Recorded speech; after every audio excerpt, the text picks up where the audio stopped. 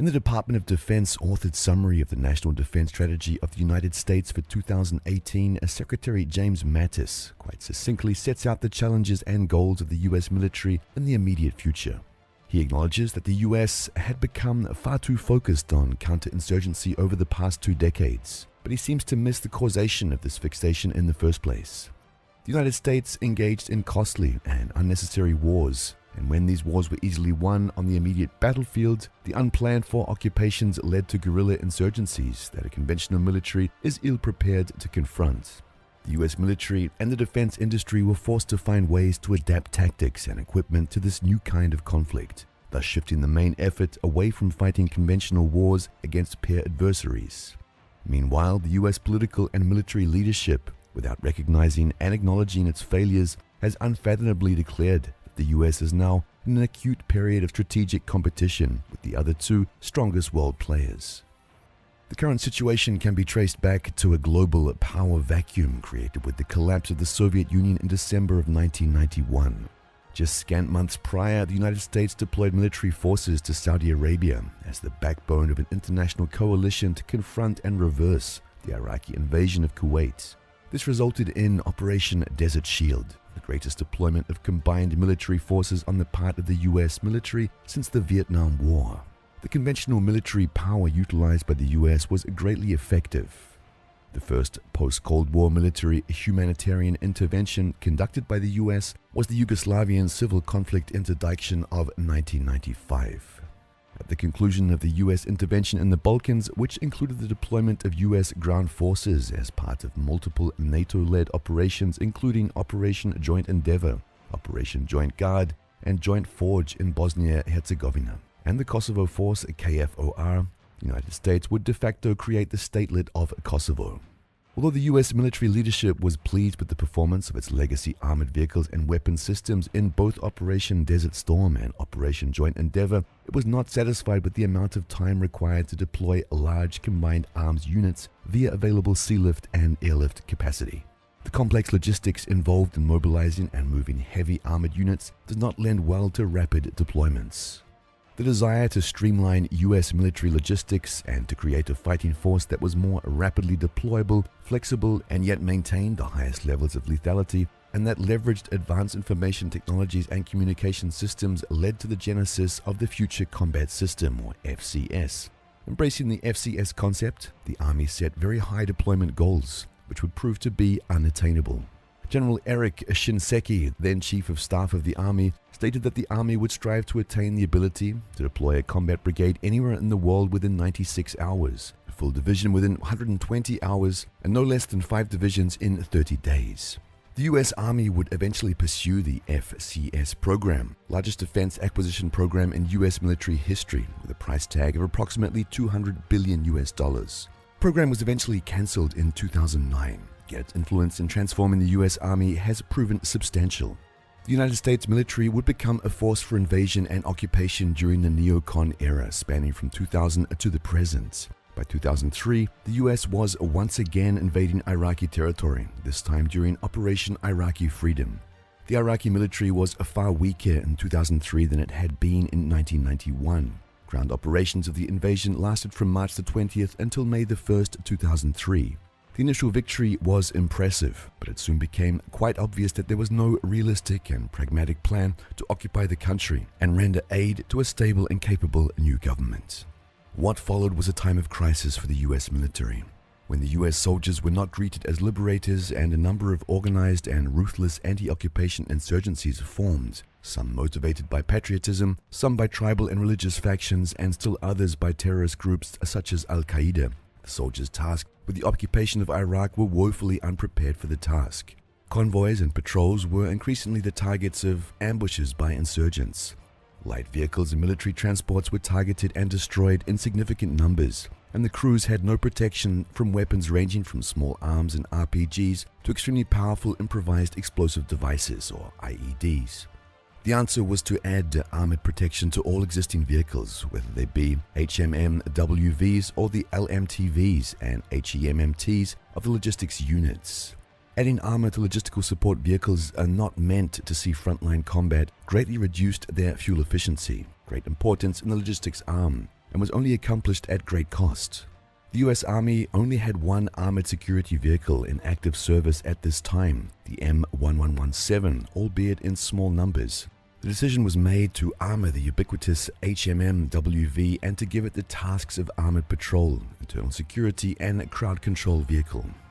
A number of different armor packages were developed for the HMM-WV, mainly to increase the likelihood of crew survivability. The armored Hummer was merely a stopgap until purpose-built armored vehicles could be developed and fielded in greater numbers. Although effective against high-caliber small arms, shrapnel, and mines, the M1117 was fielded in very limited numbers in 2003, with military police units mostly in security duties on US military installations. Large orders for the vehicle were placed after the 2003 Iraq invasion, and the number grew from approximately 50 to over 1,800 units in active service. Between 2003 and 2007, the US military would suffer increasing casualties in both the Iraq and Afghanistan theaters of occupation. In the case of Afghanistan, casualties would continue to increase until 2010, before decreasing over consecutive years.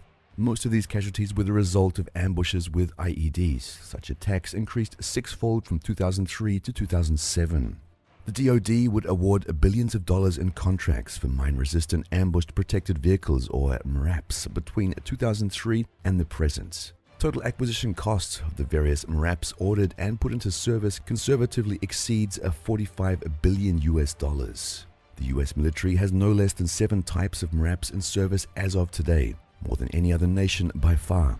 As the US has reduced its active footprint in both Afghanistan and Iraq, it has sold many of these vehicles to local security forces and even US domestic police forces, as they are of little use on a contested battlefield where the US military would be fighting a conventional conflict with a powerful adversary. The US military experience with occupation and counter-insurgency also resulted in an over-focusing of resources towards a traditionally elite, limited, and specialized subset of conventional fighting forces, special operations. All effective modern national defense forces operate a small cadre of special operations units. These units are comprised of highly motivated, highly trained, and highly skilled soldiers who can perform any number of military tasks, but are specifically focused on asymmetrical, hybrid, and very specialized warfare subsets. Prior to the US wars of occupation of Afghanistan and Iraq, the United States operated a robust special operations force comprising of units from all services. The considerable investment in these highly selective forces, the high standards demanded, and the extremely difficult training requirements have always kept these forces small. However, this has changed a great deal over the past 17 years. The need for soldiers with a skill set specific to counterinsurgency in Iraq and Afghanistan led to increased focus and demand on special operations. From 2001 to the present, the Special Operations Forces under the Special Operations Command, or SOCOM, have expanded from 42,800 to approximately 63,500 today. Special Operations specific funding has grown fourfold in the same time period, from $3.1 billion to $12.3 billion. According to SOCOM, an average of 8,300 special operators are deployed in missions in as many as 149 nations across the globe on a weekly basis, and 70 nations on any given day. This overemphasis on special operations has resulted in atrophying of more conventional combat forces. Secretary Mattis has obviously recognized the need to focus higher procurement towards conventional forces, as well as fund R&D efforts into developing a new field artillery, rocket artillery, armored fighting vehicles such as the AMPV, and a new main battle tank, MBT. In identifying near-peer adversaries as the greatest national security threat, Secretary Mattis realizes that the US must waste no time in closing the technological and quality gap that now exists between the conventional fighting forces of the United States and Russia and China, respectively. The United States surely has the economic resources and the technical capability to do so. While the ground forces of the United States have suffered from 2 decades of occupation and counterinsurgency, the US Navy seems to have lost any idea of its national security role. After 2 decades of enjoying uncontested control of the seas and the ability to use aircraft carrier-borne airstrikes to pummel inferior adversaries, none of which possessed a viable navy or air force, nor a modern air defense network or shore-based anti-naval capability, the US Navy has seemed determined to sail further into the realm of irrelevancy in any further conflict. The United States Navy has not engaged in any major naval engagement with a major adversary since the closing days of World War II. Regardless, the US Navy apparently has decided it is an indomitable force that can go wherever it pleases without opposition. Such hubris and arrogance are one of the reasons why it is in such poor shape today. The other reason must surely be attributed to a military-industrial complex that has sold the service on an expensive pipe dream of high-tech weapons that have failed to live up to their hype, or to the tune of huge profits. The following are the most egregious examples. Based on a flawed concept from the start, a radical departure from a traditional multi-purpose design, the littoral combat ship was largely doomed for a number of reasons. Two different designs were awarded contracts, the Independent class, designed by General Dynamics, and the Freedom class, designed by Lockheed Martin. The decision to produce two different designs to meet the needs of a single class should have been seen as problematic. Here the Navy accepted the responsibility and costs associated with maintaining two different platforms with separate maintenance needs and schedules, not to mention two separate training programs for LCS crews. The concept of the LCS was also divergent in many respects, and quite frankly, too much was expected of a ship that was smaller in size than a conventional frigate. What resulted was what those serving in the force would begrudgingly coin the little crappy ship. The aluminium and composite, Independence class, and lightweight steel or Freedom class hulls of the ship provide little armored protection. Offensive striking power is totally inadequate, the platform has yet to meet many of its design requirements, and the reduced crew size has been determined to be unmanageable. As a result of its overwhelming failure to meet the expectations of the US Navy or congressional oversight, the total fleet size of LCS vessels has been reduced from the original 50 planned down to 32. Project cost overruns, a number of high-profile system failures, and the smaller fleet size have resulted in a total cost of $12.4 billion for the first 26 vessels.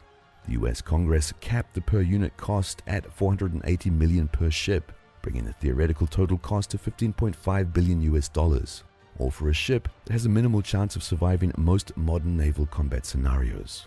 There is little wonder why the US Navy has decided to start building a multi-purpose frigate, dubbed the FFG-X, to pick up where the LCS has failed. If the LCS was not a huge and unequivocal disappointment, then the much-vaulted stealth destroyer, the DDG-1000 Zumwalt class, was a total embarrassment and unmitigated failure. Envisioned as a high-tech game-changer, the DDG-1000 was supposed to make use of powerful new technologies, overwhelming firepower, and massive power generation, all wrapped in stealth that would render it invisible. Although designed as a multi-mission surface combatant, added emphasis was put on naval surface fire support, NSFS, while operating in littoral waters. Originally, the Navy intended to build 32 of these stealth destroyers, yet the exorbitant initial cost plus huge cost overruns led the Navy and the US Congress to reduce the fleet repeatedly, finally settling on only 3 vessels. Correspondingly, the cost per vessel increased tremendously, as did the cost of all class-specific systems, including weapons systems, power generation, and propulsion systems. Cost per vessel stands at over $7.5 billion. The Mark 51 Advanced Gun System, AGS, deck guns designed specifically for the DDG-1000s were made to fire guided rounds over a range in excess of 80 nautical miles with extreme accuracy. These guns were designed to strike shore targets accurately from coastal waters in support of Allied ground forces and amphibious landing forces. Lockheed Martin and BAE Systems developed the long-range land attack projectile for use in the AGS, but due to the now 3-vessel fleet, the per-unit cost of each LR-LAP has risen to over $800,000. The first 2 vessels in class have both experienced main engine failures and damages. The US Michael Monsoor DDG-1001 suffered damage to the turbine blades of one of its main engines during sea trials in February of this year.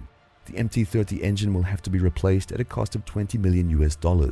The USSS Zumwalt DDG-1000 famously broke down during its transit from Maine to San Diego and had to be towed from the Panama Canal to its new home port. The US Navy is now struggling to find a new role for the DDG-1000s. Now that its fire support mission is a non-starter, it has been adapted as a platform to strike inland targets with land attack cruise missiles and engage other surface ships with an anti-ship cruise missile that has yet to be fielded. In an attempt to utilize the USSS Zumwalt, the Navy has added legacy weapon systems, radars, and communications antennas to the stealthy superstructure, undoubtedly negating its minimal radar signature. It remains to be seen what munitions will be provided for the 2 AGS turrets, as no munitions other than the cost-prohibitive LR-LAP exist. As if the US Navy was not content with wasting $38 billion on the failed LCS and DDG-1000 programs, An even more grandiose undertaking was envisioned for the service that would revolutionize the largely obsolete supercarrier. It is widely accepted fact that the US Navy has been obsessed with the aircraft carrier since World War II and the pivotal naval battles between the US Navy and the Imperial Japanese Navy. This obsession is alive and well to this day, seemingly immune to the realities of modern missile technology, especially in regard to guidance, speed, range, and the advent of armed and semi-autonomous unmanned aerial vehicles, UAV, of increasing lethality. In 2005, the US Navy embarked on a program to replace the existing Nimitz-class nuclear-powered aircraft carriers currently comprising the central components of the Aircraft Carrier Strike Group's ASG, of which the service operates 10. The General R. Ford class was supposed to take advantage of a number of new technologies and experience significantly improved efficiencies in aircraft carrier operations over the preceding Nimitz class. While the initial cost estimate for CVN-78 was around $10 billion, the total cost for the vessel has exceeded $13 billion as of May this year, when it was revealed that the advanced weapons elevator and a main thrust bearing had suffered damage in sea trials and required repair. The CVN-78 is by far the most expensive warship ever constructed. In a controversial move, it was decided to try and incorporate a number of new, unproven systems in the new design. In retrospect, this decision was bound to result in cost overruns and a more problematic breaking-in period. New systems integrated into the Gerald R. Ford include an electromagnetic launching system, EMALS, advanced aircraft arresting system, advanced weapons elevator system, dual-band radar, and a more powerful nuclear reactor. There was much discussion in the Navy regarding the wisdom of introducing so many new technologies in a single platform. Many senior officers argued that there were bound to be serious delays in working through the problems associated with rendering so many new technologies operational. This opinion turned out to be of merit, as the Gerald R. Ford immediately experienced problems with just about all of its new systems. The vessel has experienced two main propulsion malfunctions over the past year. The advanced arresting gear, EMALS, and other critical systems have displayed poor or unknown reliability, according to the Naval Operational and Test Evaluation Force. In early testing, the EMALS was unable to launch F-18 strike aircraft at weights even close to full combat load. All of these problems or shortcomings were revealed during sea trials, and the vessel returned to shipyard in Newport News, Virginia on July 15, 2018 to undergo extensive repairs and improvements. As much as President Trump and various administration officials and senators tout the power of the U.S. military, often citing an increasing defense budget as an indicator of strength, efficiency, and effectiveness, there is little doubt that U.S. naval aviation has atrophied over decades of misuse, neglect, and poor decision-making at the highest levels. Not only is it in disrepair, but it is ill-equipped for a fight against a peer adversary. In the last decade of the Cold War naval competition between the US and the USSR, the Nimitz-class aircraft carriers deployed with 9 or even 10 squadrons of fixed-wing aircraft. Today, that has been reduced to 6. Greater importance, the only aircraft utilized for combat operations is the FA-18 Hornet and Super Hornet, with all of its inherent shortcomings. Most importantly, its limited operational range of 370 nautical miles. The aircraft replaced the A-7 Corsair II and A-4 Skyhawk in the Navy and the F-4 Phantom in the USMC all had much longer operational ranges, and all but the A-4 had greater weapons payload capacity. The FA-18 is a jack of all trades and a master of none. In an attempt to lower costs by using one airframes for all roles, the US Navy has been left to rely on a less capable tool for many missions. What has resulted is an aircraft carrier air wing that is less capable in all respects and cannot compete and excel in a future conflict with a peer adversary. Although the super improved Hornet is significantly larger than its predecessor and gains about 100 nautical miles in range due to larger internal fuel capacity, it still lacks the required range needed to protect its carrier. Not surprisingly, even though there was a better option, the Navy decided to use the FA-18s for aerial refueling duties as well. The S-3 Viking has been kept in service as a carrier-borne aerial tanker, having given up its original role as an ASW aircraft, and was superior to the FA-18 in this respect. Although most S-3s in service still had approximately 12,000 hours of service life left on their airframes, the Navy pushed ahead with their retirement in 2009, with a much greater range than the FA-18 and a fuel capacity of 16,000 pounds. The S-3 was better and far cheaper solution. The fact that it was a far cheaper option was probably its downfall. Profit drives the US military-industrial complex, not efficiency or performance. The second issue, which is perhaps more damning, is the fact that the FA-18 squadrons that the Navy relies on to conduct almost all carrier air wing duties are in an alarming state of disrepair. The Navy announced in February of 2017 that 2/3 or 62% of all FA-18 Hornets and Super Hornets were unserviceable due to maintenance issues. 27% of these aircraft were undergoing major maintenance depot work, not minor or preventative maintenance. Of the 542 total FA-18 and EF-18 Hornets, only 170 were mission capable. What good is a huge, high-tech aircraft carrier with an air wing that is limited in range and capability? If the US Navy does manage to get the first 3 Gerald R. Ford-class carriers in service, how many FA-18E Super Hornets will be mission capable to fly from there? Are the F-35C and F-35B Joint Strike Fighters meant to complete the complement of strike and fighter aircraft finally going to be available for deployment? Seeing that the F-35 does not close the missile gap that threatens the US aircraft carriers in general, is the Navy soliciting the defense industry to produce a carrier-borne aircraft, whether manned or unmanned, to correct this obvious weakness? Russian and Chinese anti-ship ballistic missiles and hypersonic cruise missiles can strike US carriers long before their aircraft can get within range of striking the territories of either of these near-peer adversaries. After a short review of the Navy's decision to settle on a single airframe to fill all of the roles of the carrier air wing, it should come of little surprise that the Pentagon would come to a similar decision on a much broader scale. A cursory study of combat aviation history has proven that there is no one-size-fits-all solution to the many combat functions performed by military aviation. The story of the development of the Joint Fight Striker, JSF, is a cautionary tale of weapons development program that was ill-conceived and soon spiraled out of control. Perhaps the most controversial and scandalous of any such program, the JSF, is the costliest weapons program in world history. Newly revised estimates from the Pentagon put the cost of development and procurement of the 2,056 fighters the DoD wants at $406.1 billion. The total cost to procure these aircraft and maintain them over the 20-year lifespan of the aircraft exceeds $1.5 trillion. While the F-35A first flew in 2006, the only US military branch to declare the F-35 operation and to use it in combat is the USMC. The F-35 was developed from the outset for export to allied nations, and Israel has reportedly used the F-35 for strikes against some targets in the Middle East. Approximately 300 units of all versions have been produced so far for both the US military and foreign militaries, yet only Israel and the USMC have declared the aircraft combat ready. Not only has the F-35 not attained a wide operational status 17 years after its first flight, but it has pulled an exorbitant amount of funding from existing combat-proven aircraft. The fact that 62% of the US Navy's F-18s are not mission-capable is not an anomaly. In 2017, approximately 72% of all US Air Force aircraft were not flight-worthy. Both the Navy and Air Force claim that there is not enough money in their respective budgets to procure the needed spare parts to keep these aircraft flying.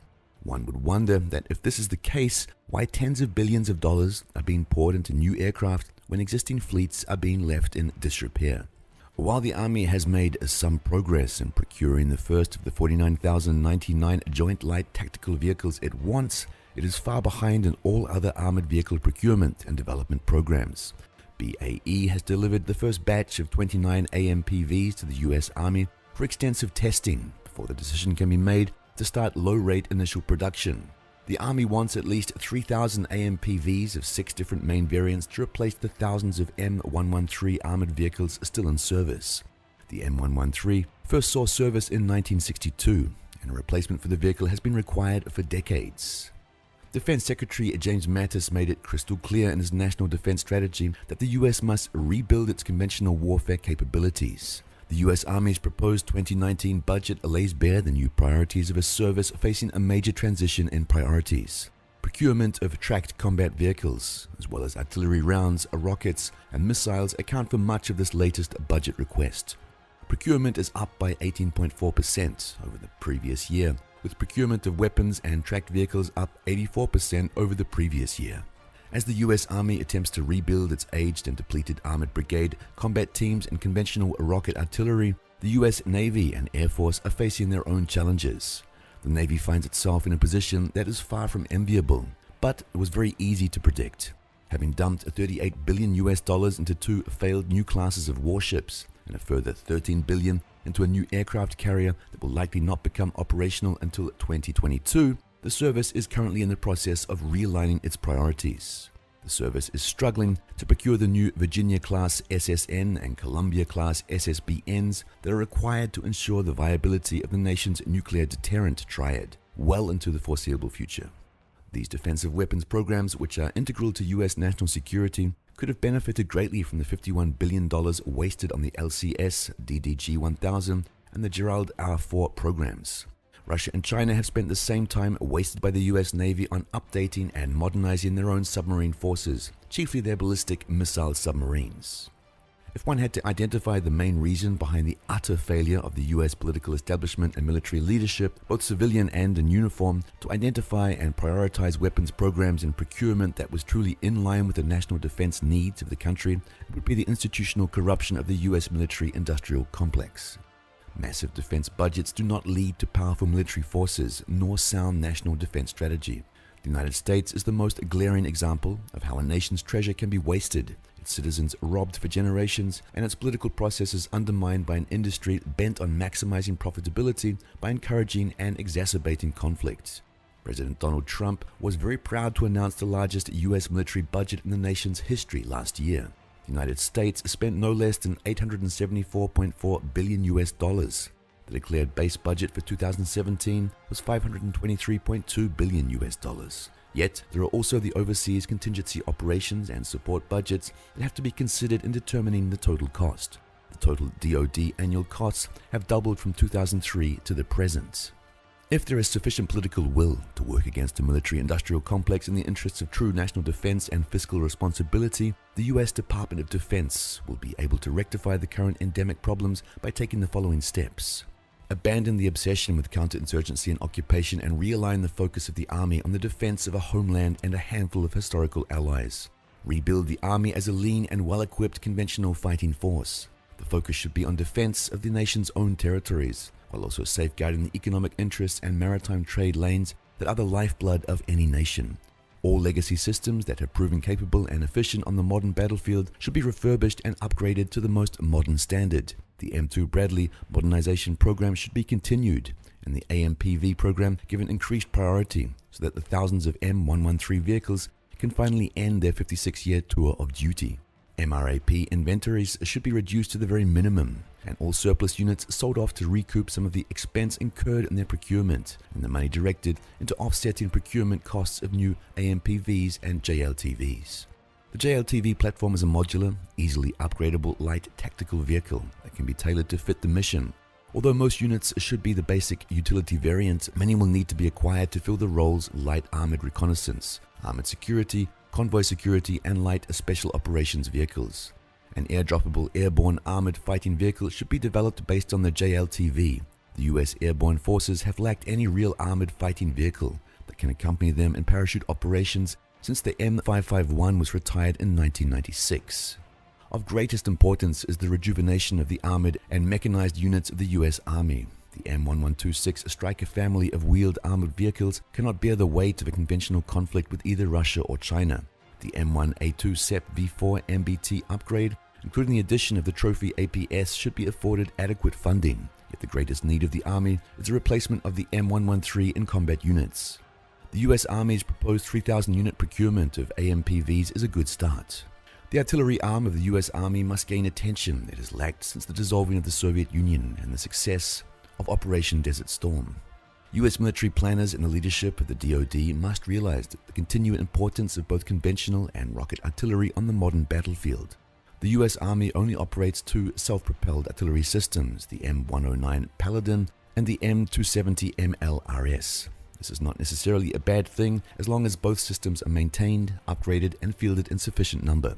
The M109A7 upgrade program must gain greater funding in the immediate future. The LCS and DDG-1000 programs are a national disgrace and should be declared as such. The two existing DDG-1000s should be used as test beds for future engineering and weapons systems. The third vessel should be cancelled immediately, As for the LCS, the existing fleet should be used for littoral patrol duties, and all units currently under construction or planned should be cancelled. The FFG-X program to design a modern yet conventional multi-purpose frigate for the US Navy should be fully embraced. The new frigate should adhere to the traditional naval warfare duties of a frigate and should be designed to sufficiently fulfill a balance of AAW, ASW, and surface warfare missions. In conjunction, priority should be given to procurement of the new DDG-51 Arleigh Burke Flight 3. The Arleigh Burke has been the backbone of the US Navy since it entered service. It is a well-designed, balanced, flexible, and powerful naval combatant of significant displacement. The US Navy must outgrow the supercarrier fixation. There is a future for aircraft carriers, yet on a far different pattern than what the US Navy has operated for the past 50 years. The greatest area of concern for the US Navy is the weakness of the carrier air wing, a weakness that will not be fundamentally corrected by the introduction of the F-35 in the US Navy and USMC service aboard US carriers. A new, longer-range fleet defense aircraft, akin to a modern F-14 Tomcat, must be developed. In addition, a new attack aircraft must be developed with a range that exceeds that of the F-18 Super Hornet by a factor of 100%. Additionally, the S-3 Viking must be retasked as a carrier-borne aerial tanker, and the many airframes now mothballed, yet with thousands of hours of use remaining, need to be repurposed to this task. The current carrier air wing as it stands, even with the introduction of the F-35, is of little utility against a peer adversary such as Russia or China. The United States must acquire both an SSN and SSBN to replace the Los Angeles and Ohio-class vessels that are approaching the end of their service lives. There is no greater defensive role for the US Navy in ensuring the security of the nation than the continued operation of its attack and ballistic missile submarine forces. Both Russia and China understand this and have greatly modernized their own submarine forces. Much of the success they have achieved in pushing the envelope of submarine design was due to their intense competition with the US Navy submarine force that was always at the cutting edge of subsurface warfare. The United States stands at the crossroads in many respects, and the nation's military equally so. The United States military is in its weakest state of material strength and readiness since the conclusion of the Cold War. The conventional ground forces of the Army have been transformed into a force bent on occupation and counter-insurgency. Its heavy armored formations are in a state of disrepair and material inferiority vis-à-vis its most capable theoretical adversaries. The cornerstone of American power, projection, and intimidation, the aircraft carrier strike groups are a sad shadow of their former self. The carrier air wing, the entire reason that an aircraft carrier exists in the first place, has developed into a tool of increasingly limited utility, with an ever-decreasing reach. In any theoretical situation where the nation finds itself at war against Russia or China, and likely an alliance of the two, the United States military has never been in a weaker position. Such a conflict would be of no benefit to any of the nations concerned, yet many potential flashpoints exist that could lead to a conflict, including the South China Sea, Syria, or Ukraine. As the United States plays catch-up after decades of military adventurism, China and Russia have spent that time patiently and judiciously gathering their strength. The scenario of a one-sided victory in favor of the United States is pure fantasy.